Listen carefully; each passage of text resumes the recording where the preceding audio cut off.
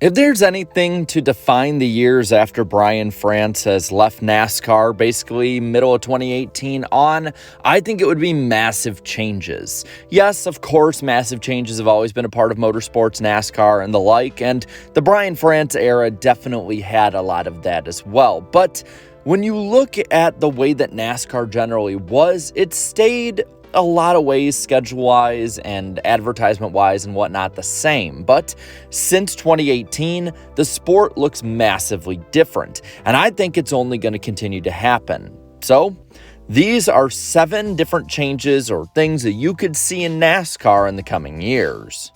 Let's start with the obvious. I think there'll be more international races. They basically said as much this week with Steve Phelps' interview on Fox. Canada and Mexico are also the obvious choices for this. Canada and Mexico have had NASCAR races before, and I do think that they're going to be the first ones international-wise to get the Cup Series. But they've also expanded to different places in the world as well, like Europe as well as Brazil, and I think they're going to only continue to do that. Garage 56 has really opened a lot of doors and a lot of eyes to what NASCAR can accomplish on the worldwide stage, and while I don't think they'll do anything in the next 2 or 3 decades to really challenge Formula One, there is a blueprint there over time. I think they'll definitely expand in the next decade to at least 2, maybe even 3 other countries than the United States. I think it'll be a normal thing by a decade or so from now for there to be 1 to 2 guaranteed street races a year. Chicago's first year was a success, and even if it's a complete failure next year and the year after and whenever, they are going to try and chase after that high again of getting good success. And if you're able to replicate that in places like maybe Pittsburgh, Denver, Portland, wherever it might be that's in a market NASCAR normally isn't in, it could give massive strides towards building the fan base in areas that probably never would have been a hardcore NASCAR base to begin with. After all, you can see just how successful it was with Formula One trying to steal the thunder with a Chicago Grand Prix in the next coming years. Las Vegas also had success with F1, and so did Miami. And you can go to different big cities outside the ones we've mentioned. There are so many in America that maybe even be in NASCAR country to help shore up that base. You don't have to just go to places that are not NASCAR country either. And I think with that, you will slowly add fans in new areas, especially maybe ones that are closer to current tracks. If the fan base that's grown from the Chicago street race can be translated over the Chicagoland Speedway, I think you could really see a lot of good things come for that track and area that otherwise were not seeming too good in 2019 during its last weekend. I also think there'll be at least one more super speedway that's added to the schedule. Atlanta got a complete overhaul, and in person as well as overall with viewership, it seemed to really help bring people in, and a lot of people have liked the change even though it was not popular at the time. While the next gen is great at intermediate, super speedways are pretty much viewed as the only guaranteed successes when you look at the regular season in NASCAR. Maybe not as much the playoffs anymore, but Atlanta being after the 500 was clearly a TV move, and Atlanta being in the start of the playoffs is also a TV move because people like to watch and casuals like to watch crashes. Daytona, usually as a regular season finale, adds to this as well, and the unpredictability factor is something that NASCAR desperately needs overall. I think there are 3 big possibilities for this when it comes to intermediates being converted. Texas, just to get that Texas fan base up again, Chicagoland to bring it back and capitalize off the Chicago street race, and Kentucky because if you're going to bring that track back, you need to revitalize the identity of the track. I also think you're going to see NASCAR in pop culture more. Maybe not gaining overall popularity, but you're going to start seeing more faces.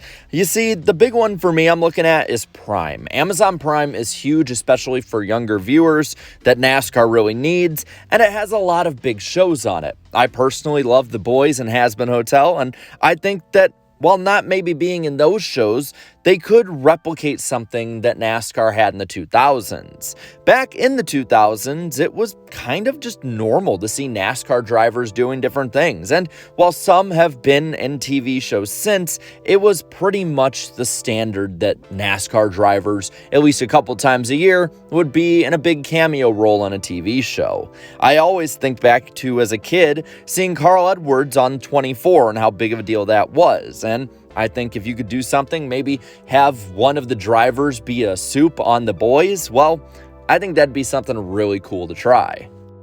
While the overall fan base might not grow, I do think NASCAR's moves will help one major area, and that is younger sports fans coming in.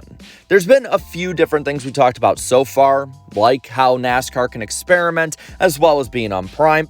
But also the Turner deal, including Bleacher Report, is a huge change, as that is a major sports covering broadcasting network, and I think that is going to get new market attention, and that experimentation as well is going to help when it comes to just getting NASCAR to be put on the same pedestal as many stick and ball sports. I also think a lot of them might come over from Formula One.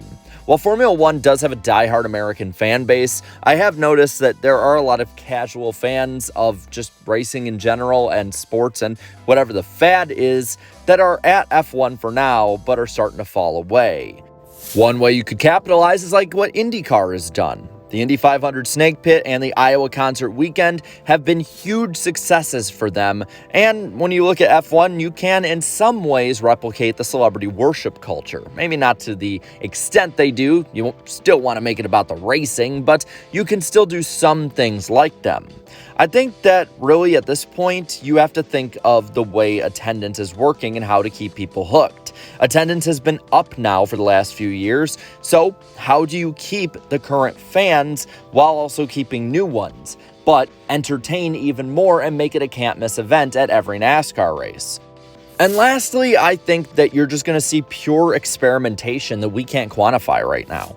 If you look back as a NASCAR fan and ask one from 1994 about what they'd think of the original chase, they would think it's insane, that it could never happen, and you're just talking crazy talk. If you asked that fan in 2004 what they'd think about the playoff era, again, would seem unfathomable.